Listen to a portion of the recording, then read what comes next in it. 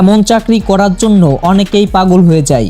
আপনি চিন্তাও করতে পারবেন না রাবারের তৈরি এই জিনিসটি দিয়ে কি করা হবে। আমরা দৈনন্দিন জীবনে যে খাবারের বাটি ব্যবহার করি সেই বাটিতে ডিজাইনের কাজ করা হয় এই জিনিসটি দিয়ে। একটা রোবোটিক মেশিনের সাহায্যে এটা কাজ করে থাকে, তবে মেশিনকে কন্ট্রোল করার জন্য একজন মানুষের প্রয়োজন হয়।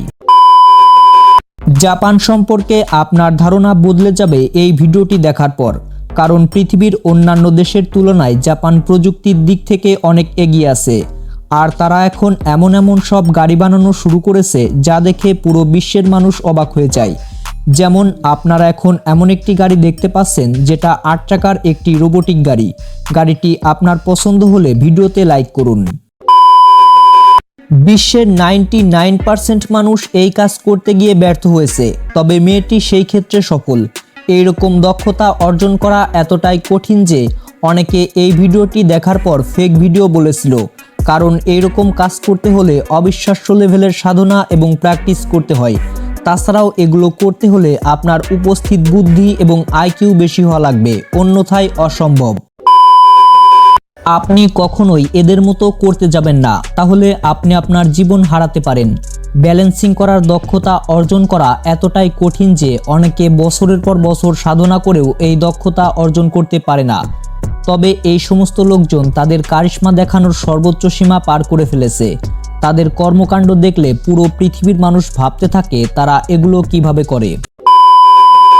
মুরগি ধরার এমন পদ্ধতি দেখে ছেলেটিকে সবাই বোকা বলেছিল, তবে সে যা করে দেখিয়েছে হয়তোবা পৃথিবীর আর কেউ তা করতে পারবে না।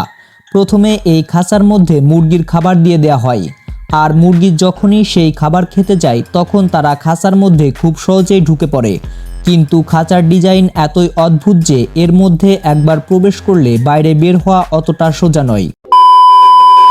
আপনি কখনোই ক্যাঙ্গারুর বাচ্চার সামনে কোনো ধরনের ব্যাগ নিয়ে যাবেন না, কারণ তারা তাদের মায়ের বুকের থলে ভেবে এর ভেতরে ঢুকে পড়ে।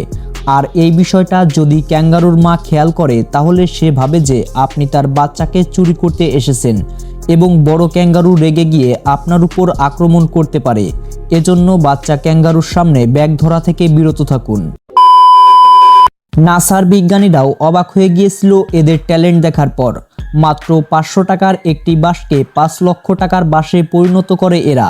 ভিয়েতনামের লোকজন যখনই কোনো ছোট বাঁশ দেখতে পায় তখন তারা এর মধ্যে প্লাস্টিকের পাইপ দিয়ে দেয়, যাতে বাঁশগুলো একটু আঁকাবাঁকা হয়ে ডিজাইন তৈরি হয়। ঘর সাজানোর জন্য এগুলোই বাজারে লক্ষ লক্ষ টাকায় বিক্রি হবে। পাকিস্তানের এইসব লোকজন জীবনের ঝুঁকি নিয়ে ব্ল্যাক ডায়মন্ড উত্তোলন করে, যা বাজারে কোটি কোটি টাকায় বিক্রি করা হয়। ব্ল্যাক ডায়মন্ড নয় বন্ধুরা, এগুলো হচ্ছে কয়লা। আর এইসব কয়লা বিভিন্ন রকম রাসায়নিক ফার্মাসিউটিক্যাল কাজে ব্যবহার করা হয়। তাছাড়া আমরা আমাদের বাসায় যে বিদ্যুৎ ব্যবহার করি সেই বিদ্যুৎ উৎপাদনের কাজও কয়লার সাহায্যে করা হয়ে থাকে। গাড়িতে এত বেশি পরিমাণ মালামাল লোড করা থেকে সব সময় বিরত থাকুন। দুর্ঘটনার শিকার হলে কর্তৃপক্ষ দায়ী থাকবে না। এই ব্যক্তি তার গাড়িতে মালামাল লোড করেই হয়তোবা বিশ্ব রেকর্ড করে ফেলেছে, কারণ আপনারা দেখতেই পাচ্ছেন তার বসার জায়গা বাদে গাড়ির কোথাও সে ফাঁকা রাখেনি।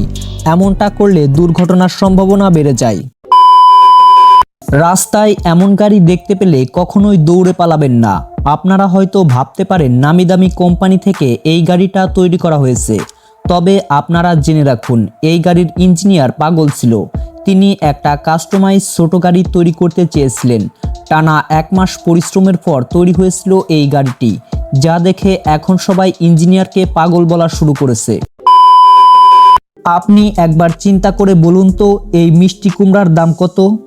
এই ব্যক্তি শখ করে জেনেটিক মিউটেশনের মাধ্যমে বিশাল আকৃতির একটা মিষ্টি কুমড়ার চাষ করেছেন।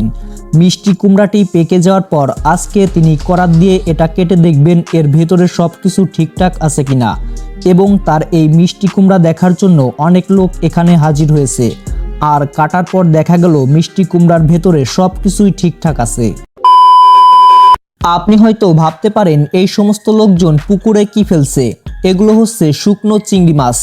আর হয়তোবা এই কারণেই চীনের কৃষকেরা বেশি ধনী হয়, কারণ তারা পুকুরে শুকনো চিংড়ি মাছ ফেলে এমন জিনিস চাষ করে যা ওখানকার বাজারে চড়া দামে বিক্রিত একটি পণ্য। এই সমস্ত লোকজন পুকুরে শুকনো চিংড়ি মাছ ফেলে কচ্ছপের চাষ করে। বিড়ালের সাথে এমনটা করা কি আসলেই ঠিক? যদি কখনো আপনি আপনার বাসার বিড়ালের সঙ্গে এমনটা করেন তাহলে একটু চিন্তা ভাবনা করে কাজ করবেন। মূলত এই সমস্ত বিড়ালের রোগ প্রতিরোধ ক্ষমতা বাড়ানোর জন্যই ভ্যাকসিন দেওয়া হচ্ছে, যা অতি প্রয়োজনীয় একটি জিনিস। আপনিও যদি চান আপনার বাসার বিড়াল সুরক্ষিত থাকুক, তাহলে প্রতি বছর ডাক্তারের পরামর্শ অনুযায়ী ভ্যাকসিন দিবেন।